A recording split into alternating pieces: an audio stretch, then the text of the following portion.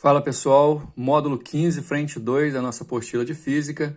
Agora é a vez da gente estudar analiticamente os espelhos esféricos, visto que na aula passada a gente já fez uma revisão aí interessante a respeito do comportamento dos espelhos esféricos, né, a diferença de comportamento entre espelho côncavo e convexo.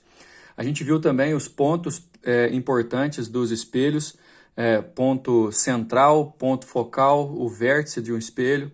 A gente falou também sobre a distância do centro ao vértice, que é o raio de curvatura do espelho, a metade dessa distância, que é a distância focal, sendo que a distância focal é a distância mais importante dos espelhos esféricos.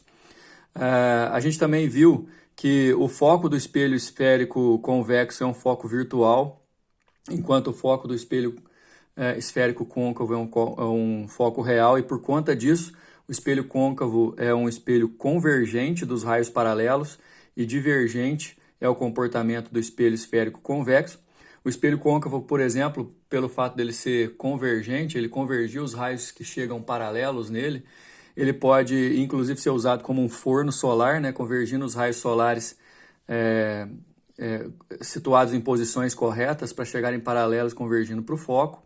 A gente viu também que o espelho convexo pode ser usado para ampliar campos visuais, que o espelho convexo não é capaz de ampliar o tamanho de objetos, não é capaz de produzir imagens reais para poder serem projetadas, enfim, a gente viu bastante coisa, além do que nós vimos também aquela parte de raios notáveis dos espelhos, o comportamento de 4 tipos de raios que são notáveis frente aos espelhos esféricos, e, porventura, a formação de imagem a partir desses 4 raios.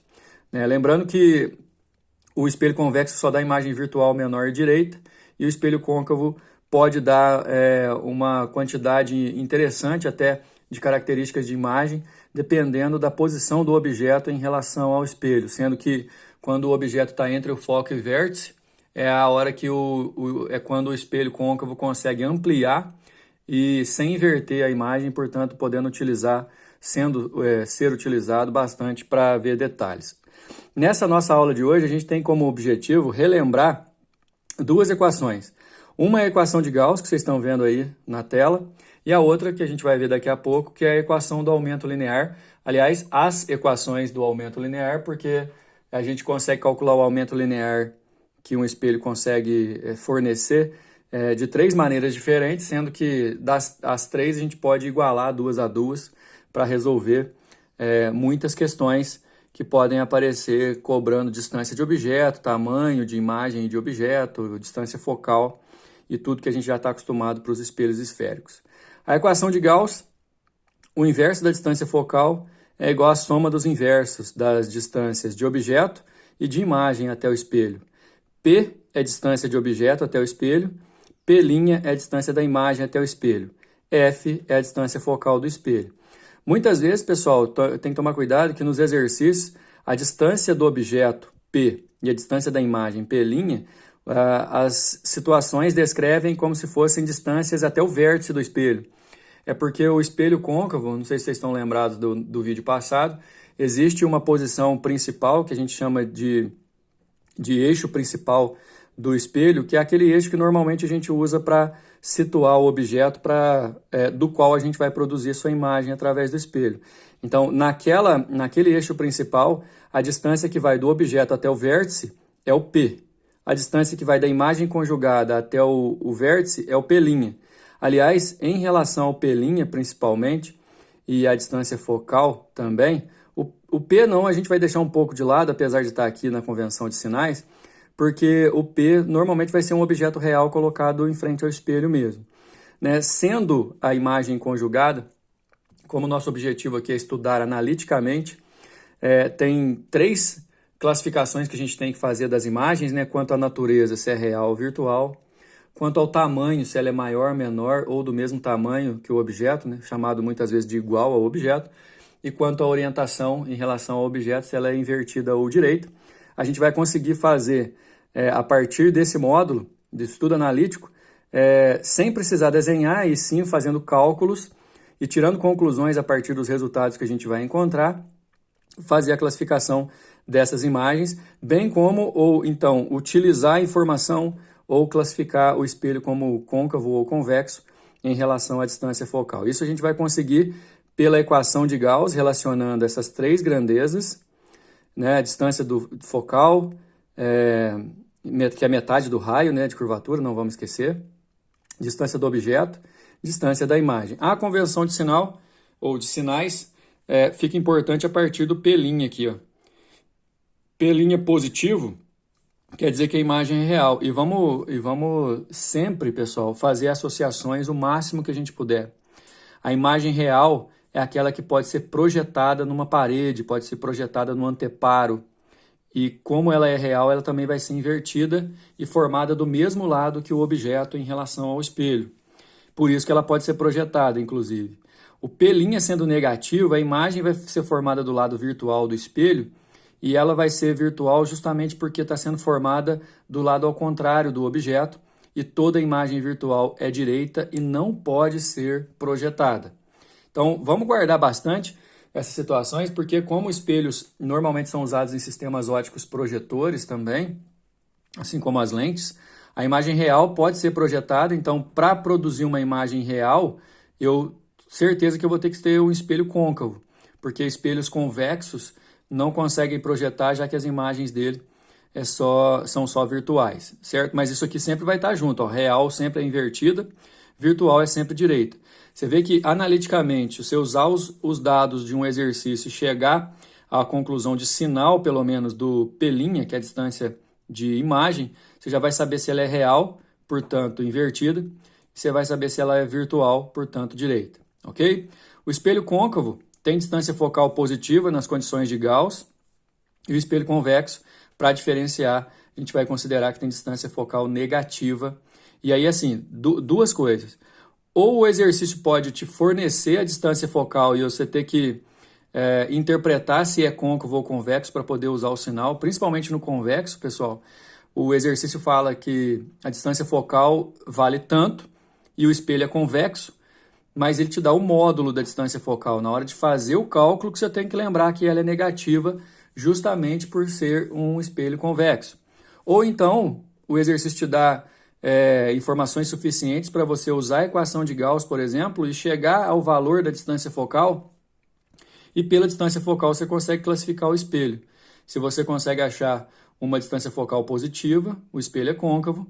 Se você consegue achar uma distância focal negativa, o espelho é convexo. Enfim, a distância focal como classificação de espelho pode ser usada como informação inicial no exercício, para você poder usar e resolver corretamente, ou então para você poder finalizar um exercício classificando o espelho a partir dos valores que você encontra. Enfim, o que a gente tem aqui são situações em que a gente pode evitar de fazer o desenho, evitar de analisar graficamente as situações envolvendo espelhos esféricos, e sim fazer um estudo analítico. E o estudo analítico envolve basicamente você usar as relações fazendo cálculos e tirar conclusões a partir dos resultados que você encontra. Outra situação importante da nossa aula de hoje é o aumento linear transversal, que, por definição, compara em relação, em divisão, o quociente do tamanho da imagem conjugada pelo espelho com o tamanho do objeto que foi colocado frente a ele. Então, o aumento, no final das contas, por definição, é a razão entre tamanho de imagem e tamanho do objeto, levando em consideração que nas condições de Gauss, ele usa um plano cartesiano localizado no espelho.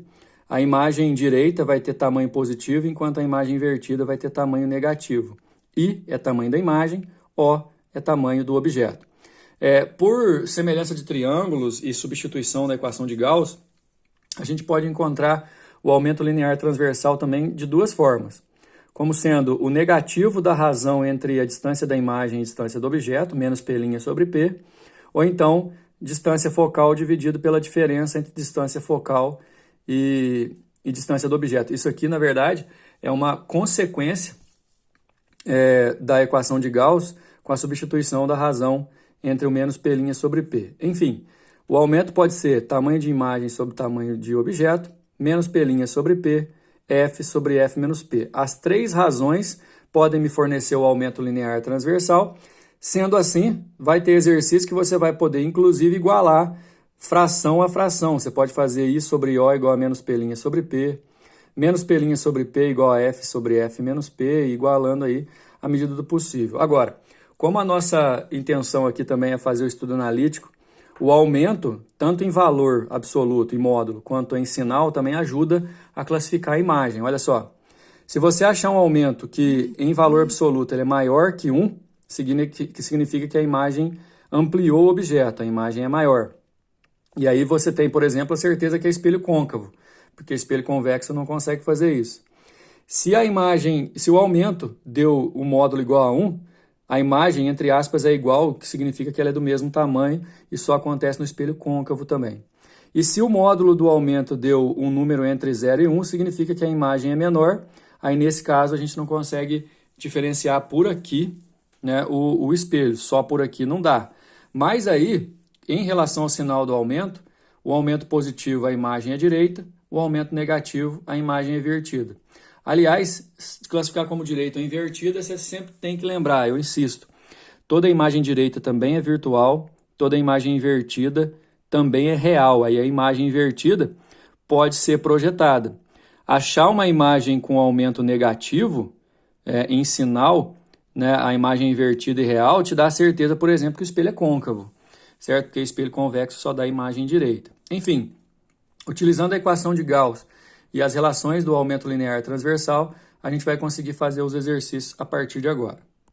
Dá só uma olhada no número 1. Primeiro, analisar o esquema aqui. Ó, fica claro que o espelho é côncavo, né, pela parte da concavidade que reflete, além do que está avisando. Você tem um objeto aqui que é uma vela, foi ampliada numa imagem invertida e maior, e também real, que foi projetada numa parede. Olha só, isso aqui que eu falo que eu quero me referir quando é uma imagem projetada. Você consegue, no espelho côncavo, produzir uma imagem real e com o anteparo correto, você consegue projetar a imagem do objeto numa localização interessante. Se você colocar a parede de projeção no lugar exato, a imagem vai parecer nítida. Outra coisa, você pode ver, ó, que se você somar a distância de 40 centímetros mais a distância de 20 centímetros, você vai ter o P'. E a distância do 20 centímetros, que é do objeto até a imagem, vai ser o P. E aí vamos lá dar uma lida no exercício aqui. Ó. Um objeto luminoso encontra-se a 40 centímetros de uma parede e a 20 centímetros de um espelho esférico côncavo, que projeta na parede uma imagem nítida do objeto, como mostra a figura. Então, como eu estava dizendo, como você vai precisar para aplicar a equação de Gauss das distâncias, ó, a distância do objeto é 20 e a distância da imagem sempre tem que ser em relação ao espelho, portanto, 60 centímetros. Considerando-se que o espelho obedece às condições de nitidez de Gauss, a sua distância focal lembrando que a gente tem que achar uma distância focal positiva, porque o espelho é côncavo. Temos aqui, então, a proposta de resolução. A distância da imagem vai dar 60 centímetros, a distância do objeto é 20 e a gente vai achar a distância focal, ok? Utilizando a equação de Gauss, que o exercício fez uma opção por fazer o mínimo múltiplo comum antes aqui, ó, e aí depois inverter, né? Você pode considerar também, né, que a distância focal é a multiplicação entre distância de imagem e distância de objeto dividido pela soma das mesmas. Então vai dar 60 vezes 20, pelos valores que a gente tem, dividido por 60 mais 20. 1.200 por 80 dá 15 centímetros, a nossa resposta é a letra A. Se você não quiser fazer assim de forma direta, você substitui. A distância do objeto é 20, a distância da imagem é 60. Você faz o mínimo múltiplo comum, que é o 60, dividindo pelo de baixo, multiplicando pelo de cima. Aí fica 4 sobre 60. Multiplicado cruzado, 4F igual a 60. Se você passar dividindo, 15 centímetros, a resposta é a letra A. Número 2. Um objeto é movimentado ao longo do eixo principal de um espelho esférico côncavo em direção ao seu vértice. No momento em que o objeto se encontra a 4 metros do vértice, o espelho conjuga uma imagem real também de 4 metros no vértice. Opa! Olha só, no momento em que o objeto se encontra a 4 metros do vértice, o espelho conjuga uma imagem real, então o espelho já é côncavo, a gente já tinha certeza disso, e também a 4 metros do vértice. Ou seja, nesse momento, a 4 metros o objeto do espelho, a imagem vai ser formada no mesmo ponto. Vocês têm que lembrar das situações do espelho côncavo em que a única maneira de você projetar uma imagem no mesmo ponto que o objeto se encontra é quando o objeto está em cima do centro do espelho. Continuando a aproximação, o espelho passará a conjugar uma imagem virtual no momento em que o objeto estiver a uma distância do vértice menor que. O espelho côncavo, galera, só produz imagem virtual quando o objeto fica entre o foco e o vértice. Então, no final das contas, esse exercício da VUNESP resolveu dar as características para a gente tirar conclusões a respeito da distância que o objeto está em relação ao espelho, da imagem no momento que ele está a 4 metros ser a mesma distância, então é certeza que ele está em cima do centro, e a distância do centro até o vértice é o raio de curvatura. A metade dessa distância é a distância focal, então a gente sabe que a distância focal é de 2 metros. Então, aqui na proposta de resolução, então tá explicando tudo, né? Imagem e objeto ficam equidistantes do espelho quando o objeto está sobre o centro de curvatura, que fica a 4 metros do foco. Essa distância corresponde ao raio de curvatura, que é o dobro da distância focal. Se ele está a 4 metros e esse é o raio de curvatura e é o dobro da distância focal, a distância focal é 2. Entre o foco e o vértice, ou seja, numa distância menor que 2 metros, o espelho côncavo pode dar uma imagem virtual. Então a resposta é a letra C. Bora para o número 4, pessoal. Em um parque de diversões existem 2 grandes espelhos dispostos verticalmente, um de frente para o outro, a 10 metros de distância um do outro.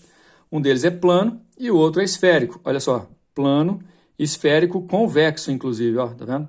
Só pode dar imagem menor, virtual e direita. Uma criança se posiciona em repouso a 4 metros do espelho esférico e vê suas primeiras imagens que esses espelhos formam dela. IP, formada pelo plano, e C, formada pelo esférico, convexo, conforme a figura. Aliás, a distância da criança até o espelho plano é de 6 metros, a gente vai precisar disso. Não sei se vocês estão lembrados, mas no módulo anterior a gente fez uma questão teórica com esse mesmo desenho. Agora a gente vai perguntar outras coisas, olha aqui. Letra A, calcule a distância em metros entre a imagem conjugada pelo espelho plano e a imagem conjugada pelo espelho convexo. O detalhe é que, apesar de não parecer, né, que aqui nitidamente a criança está mais longe do que a própria imagem em relação ao espelho plano, você tem que lembrar que o espelho plano sempre conjuga imagem simétrica, né? Então, se eu sei a distância da criança até o espelho plano, eu vou saber a distância da imagem também, dá uma olhada. A proposta de resolução mudou um pouquinho o desenho, mas enfim, isso não importa, né? A distância entre a criança e o espelho convexo é de 4 metros, já tinha sido dado. A distância da imagem dela em relação ao espelho convexo também 2 metros, já tinha sido dado. Como a distância entre os dois espelhos vale 10 e aqui já tem 4, então dela para o espelho plano são 6 metros e do espelho plano para a imagem dela, conjugada pelo mesmo espelho, 6 metros também. Agora, o exercício está perguntando, ó, daqui, da imagem do espelho plano, até aqui, a imagem do espelho convexo. Todas as medidas suficientes e importantes para a gente poder calcular já estão aqui, é só você somar. 6 mais 6 mais 4 mais 2 dá 18 metros a distância entre as duas primeiras imagens. A letra B está perguntando o seguinte, a que distância do espelho esférico em metros a criança deveria se posicionar para que sua imagem tivesse 1/3 da sua altura? Nesse caso, a gente vai ter que, primeiro, pessoal, achar as condições da situação inicial, porque eu não sei nada sobre esse espelho aqui, a não ser que o fato dele ser convexo, eu preciso da distância focal dele. 4 metros é a distância do objeto, 2 metros é a distância da imagem, que por sua vez é virtual. Por isso que aqui, ó, na hora de usar o P' da equação de Gauss, esse 2 aqui vai ser negativo, porque essa imagem é virtual. Espelho convexo só dá imagem virtual. Equação de Gauss, 1 sobre F é igual a 1 sobre P mais 1 sobre P'. 1 sobre F é igual a 1 sobre 4, que está aqui a distância do objeto. Era mais, ficou menos, por quê? Porque a imagem é virtual, ok? Faz o mínimo múltiplo comum, que é 4, divide pelo de baixo, multiplica pelo de cima. Multiplicou cruzado, está confirmado, olha só, a distância focal de espelho convexo é negativa sempre, no nosso caso, menos 4. Outro detalhe que não custa lembrar, né? Toda vez o espelho convexo vai conjugar uma imagem mais perto do espelho do que o próprio foco. Então, olha só, a distância focal é 4 em módulo e a imagem fica a 2 metros do espelho. Importante, menos 4. Agora, como ele quer a imagem igual a 1/3 do tamanho do objeto, é porque o aumento vai valer 1/3. Aumento valendo 1/3 positivo porque o espelho convexo só dá imagens direitas. 1/3 é o nosso aumento, menos 4 é a distância focal, eu posso fazer aumento é igual a F sobre F menos P, certo? Então, 1 sobre 3 menos 4 da distância focal e o P, aqui eu não colocaria esse 2 não, para não confundir com esse P2 aqui, né? No nosso caso é P, distância de objeto. Aqui distância que ele tem que ficar para a imagem ser 1/3 do seu tamanho. Aí se eu multiplicar cruzado aqui fica 4 mais P igual a 12, passa para o outro lado subtraindo, né? Dá 8 metros a resposta da letra B. Vamos lá, galera, para o número 4. A figura 1 mostra uma escultura metálica com alto grau de polimento que funciona como um grande espelho esférico. No caso convexo, né? Porque é a parte de fora que está abaulada, né? A gente consegue até ver a pessoa que fez a foto ali aqui, ó. Considere que o diâmetro dessa escultura seja 2,4, então o raio de curvatura vai ser 1,2, né? E que uma pessoa esteja parada a 3 metros de distância de sua superfície, igual aqui, ó. A pessoa é o objeto, frente a um espelho convexo, a 3 metros de distância. Isso aqui seria o nosso P na fórmula de Gauss, conforme indica a figura 2. Duas perguntas. Letra A. A que distância da superfície da escultura essa pessoa vê sua imagem refletida? A gente tem que achar o P'. E depois, na letra B, se em 5 segundos essa pessoa caminhar horizontalmente sobre uma linha reta, contida em um plano vertical que passa pelo centro da escultura até chegar a 1,8 metro de distância da superfície, ou seja, se em 5 segundos ela aproximou, qual será o módulo da velocidade escalar em centímetros por segundo da imagem dessa pessoa? Vamos lá para a resolução.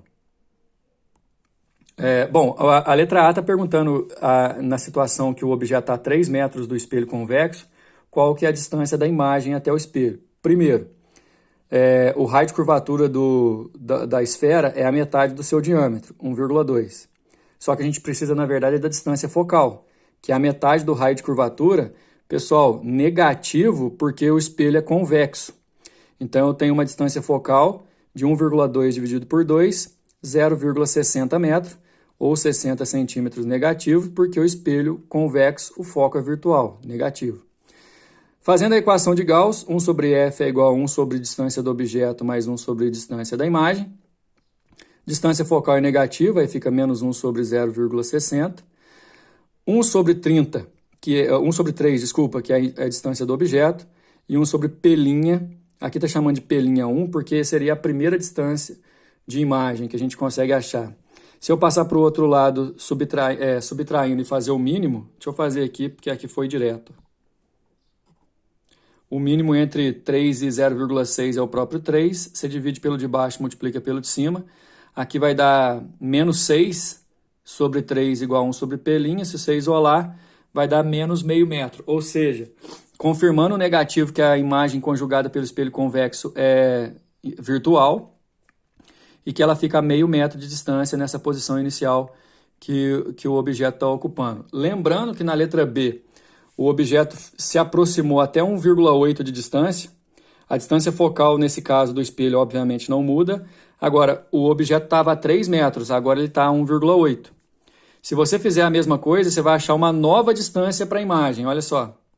Você passa o 1 sobre 1,8 para o outro lado subtraindo, faz o mínimo múltiplo comum, vai achar que o novo P' é negativo, 0,45, confirmando. É outra imagem virtual, que o espelho convexo só faz isso. Só que agora a 45 centímetros do espelho. Então vamos lá, ó. O objeto se aproximou 1,2 metro de distância do espelho, ou seja, ele passou a estar 1,8 de distância. Nessa aproximação, a imagem que estava a 50 centímetros agora está a 45 centímetros, ou seja, ela deslocou 5 centímetros. E para isso, obviamente, ela vai fazer no mesmo tempo que o objeto, 5 segundos. A velocidade média é o deslocamento pelo tempo, 5 centímetros em 5 segundos, dá aqui é centímetro, 1 centímetro por segundo, a resposta da letra B, beleza? Eu recomendo dar uma olhada de novo no vídeo, principalmente no começo lá para rever as características principais, características matemáticas, principalmente a convenção de sinais, que te ajuda a fazer a classificação da imagem, o estudo analítico. Valeu? Até mais!